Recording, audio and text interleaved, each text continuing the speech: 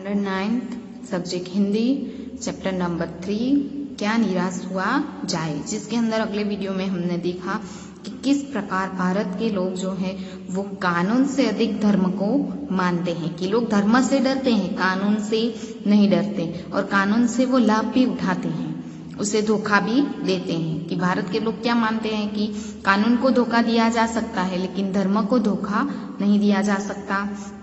आगे हमने देखा था कि धर्म के कारण ही आज समाज के अंदर सेवा, ईमानदार, सच्चाई, आध्यात्मिकता आदि मूल्य जो है वो आज भी देखने को मिलते हैं। किसके कारण? तो धर्म के कारण, कि वे दब अवश्य गए हैं लेकिन पूरी तरह से नष्ट नहीं हुए, यानी कि वो आज भी देखने को मिलते हैं। अब आगे देखते हैं, आज भी वह मनुष्य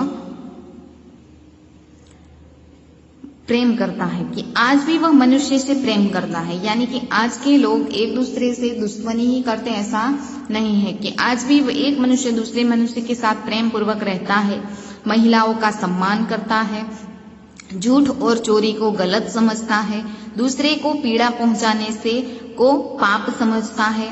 हर आदमी अपने व्यक्तिगत जीवन में इस बात का अनुभव करता है कि आज हर एक मनुष्य, ऐसा जरूरी नहीं कि हर एक व्यक्ति के साथ दुश्मनावट निभाए, वो किसी के साथ प्रेम से रहता है, महिलाओं का सम्मान भी करता है, झूठ और चोरी को गलत भी समझता है, आदि आदि। कि हर एक व्यक्ति जो है वो अपने जीवन में इन सब बातों का अनुभव करता है। कि समाचार पत्र में जो भ्रष्टाचार के प्रति इतना आक्रोश है वह यही साबित करता है कि हम ऐसी चीजों को गलत समझते हैं और समाज के उन तत्वों की प्रतिष्ठा कम करना चाहते हैं जो गलत तरीके से धन या मान संग्रह करते हैं। लेखक का कहने का मतलब क्या है कि समाचार पत्र के अंदर हम देखते हैं कि भ्रष्टाचारी के समाचार हर रोज आते ही हैं और भ्रष्टाचार के समाचार पढ़कर लोगों में आक्रोश पैदा होता है, गुस्सा पैदा होता है और वह गुस्सा ये साबित करता है कि हम ऐसी चीजों को गलत समझते हैं जो गलत तरीके से धन कमाते हैं या गलत तरीके से धन का संग्रह करते हैं। और समाज के अंदर व्याप्त ऐसे तत्वों की प्रतिष्ठा जो है वो भी हम कम करना चाहते हैं। दोषों का पर्दाफाश करना बुरी बात नहीं है, कि अगर किसी व्यक्ति के अंदर दोष है और उस दोष का पर्दाफाश करना यानी क्या? भेद खोलना। ये मुहावरा है, पर्दाफाश करना यानी कि भेद खोलना। कि किसी के दोष का भेद खोलना बुरी बात नहीं है। बुराई यह मालूम होती है कि किसी के आचरण के गलत पक्ष को उद्घाटित करते समय उसमें रस लिया जाता है। कि यहाँ पे क्या कहा है कि अगर हमने किसी व्यक्ति के दोषों को पर्दाफाश कर दिया या भेद खोल दिया तो ये बुराई नहीं है, बल्कि ये हमने अच्छा काम किया है। बल्कि बुरा काम कौन सा है? किसी के आचरण यानी कि वर्तन, किसी के गलत वर्तन पर हम या कोई बुरा व्यक्ति कोई बुरा काम कर रहा है तो उसके बुरे काम में अगर हम रस ले यानी कि इंटरेस्ट ले, या फिर दोषोद्घाटन यानी कि दोषों को खोलना, दोषों का पर्दाफाश करना, उसको ही एकमात्र कर्तव्य मान लिया जाता है। कि बुराई किसमें है? कि अगर कोई व्यक्ति गलत आचरण करता है, खराब वर्तन करता है, भ्रष्टाचार करता है, उसके अंदर हम भी रस ले यानी इंटरेस्ट ले तो वो चीज कैसी है? बुरी है। दोष खोलना बुरी बात नहीं है, बल्कि दोष में साथ देना बुरी बात है। बुराई में रस लेना बुरी बात है, बराबर। की बुराई, खराब वस्तु में इंटरेस्ट लेना बुरी बात है। अच्छाई को उतना ही रस लेकर उजागर न करना और भी बुरी बात है। लेखक ने क्या कहा है कि बुराई में अगर हम साथ दे, उसमें इंटरेस्ट ले तो ये बुरी बात है ही। लेकिन अगर कोई अच्छी बात, कोई अच्छाई, किसी भी व्यक्ति की अच्छाई हो तो उस व्यक्ति की अच्छाई जो है वो अगर हम उजागर करना यानी कि जागरूक करना, लोगों के सामने लाना, अगर ये कार्य हम नहीं करते तो ये उससे भी बुरी बात है। कि अगर हम किसी के दोष को सबके सामने लाते हैं तो किसी के अच्छाई को भी हम उतना ही रस लेकर लोगों के सामने प्रस्तुत करना चाहिए। सैकड़ों घटनाएं ऐसी घटित होती है जिन्हें उजागर करने से लोक चित्त में अच्छाई के प्रति अच्छी भावना जागती है। कि देश के अंदर ऐसी सैकड़ों घटनाएं घटती है हर रोज कि जिस अच्छाई के प्रति अच्छी भावना जागृत होती है। लेखक के साथ भी यहाँ पर एक ऐसी ही घटना घटित हुई जिसके कारण लेखक को विश्वास हो गया कि देश में पूरी तरह से ईमानदारी खत्म नहीं हुई, बल्कि आज भी देश में ईमानदार लोग रह रहे हैं। वो इस घटना के माध्यम से हम देखेंगे। एक बार रेलवे स्टेशन पर टिकट लेते हुए गलती से मैंने 10 के बजाय 100 रुपये का नोट दिया और मैं जल्दी जल्दी गाड़ी में आकर बैठ गया। कि एक बार लेखक रेलवे स्टेशन पर जाते हैं, टिकट खरीदते हैं, तो गलती से लेखक 10 रुपये की बजाय 100 रुपये का नोट दे देते हैं और वो जल्दी जल्दी में अपनी गाड़ी में आकर बैठ जाते हैं।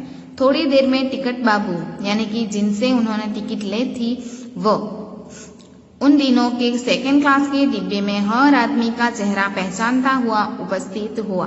कि थोड़ी ही देर में जिनसे लेखक ने टिकट ली थी, वो सेकंड क्लास के डिब्बे में हर एक व्यक्ति को चेहरे को पहचानते हुए जहाँ पे लेखक बैठे थे वहां पे उपस्थित हुए, यानी कि हाजिर हुए।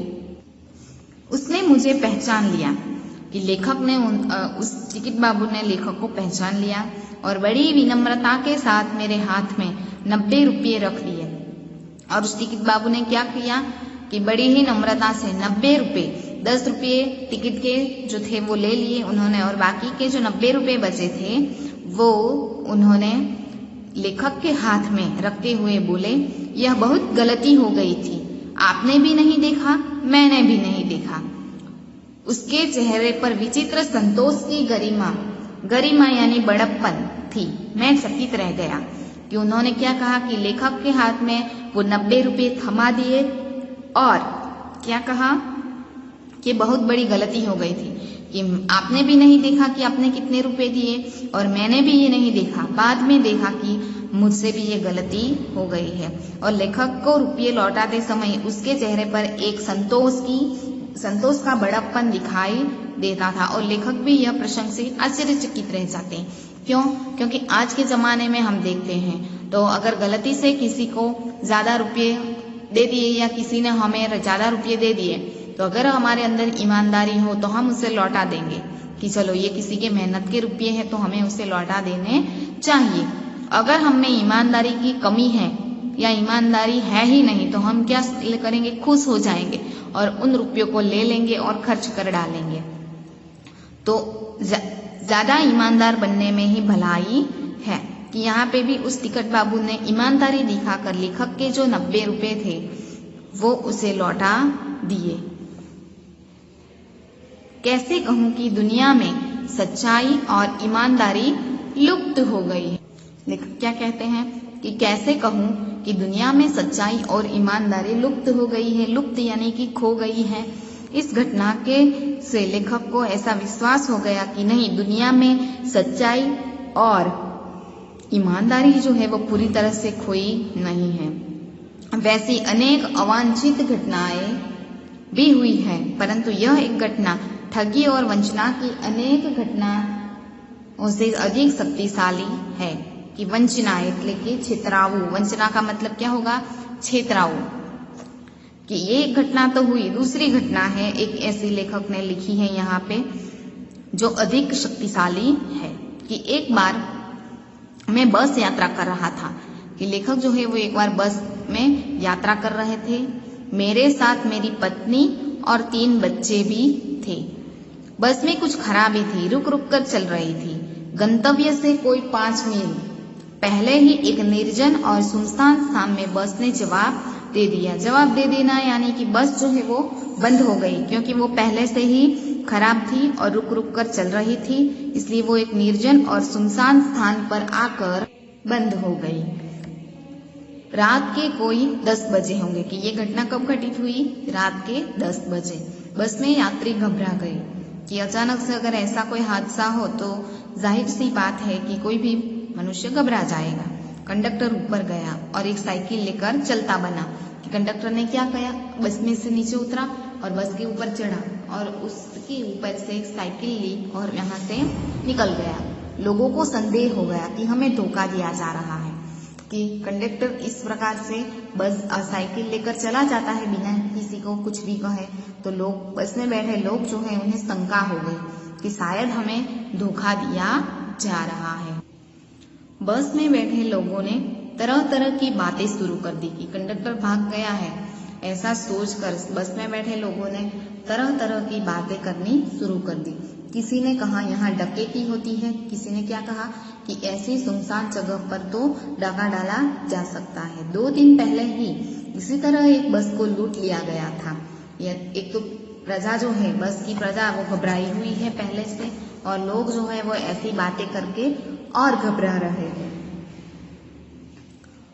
परिवार सहित अकेला मैं ही था कि उस बस में बहुत सारे लोग बैठे थे, लेकिन लेखक क्या कहते हैं कि परिवार के साथ केवल मैं ही था, सभी लोग अकेले अकेले थे।